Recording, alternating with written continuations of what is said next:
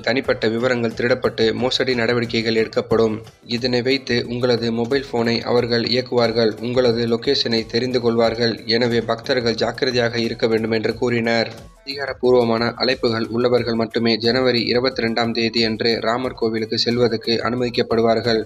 Hotel booking Uttar Pradesh மாநில முதல்வர் யோகி ஆதித்யநாத் அனைத்து அரசு அதிகாரிகளுக்கும் ஹோட்டல் முன்பதிவுகளை முடிந்தவரை ரத்து செய்யும்படி உத்தரவிட்டுள்ளார். கோயில் அறக்கட்டளை பரிந்துரைப்பவர்களுக்கு முன்னுரிமை தரவும் உத்தரவிட்டுள்ளார். ஆர்த்தி சேலை கோயில் திறக்கப்பட்டவுடன் பக்தர்கள் ஆரத்தி எடுக்கலாம். இலவச நுழைவு பாசு கோயிலில் நேரடியாக பெறலாம் அல்லது ஆன்லைனில் பெறலாம். ஆரத்தி பாஸ் பிரிவு மேலாளர் துருவேஷ் மிஸ்ரா இது பற்றி கூறுகையில், பாஸ் வைத்திருப்பவர்கள் மட்டுமே ஆரத்தியில் கலந்து கொள்ள அனுமதிக்கப்படுவார்கள்.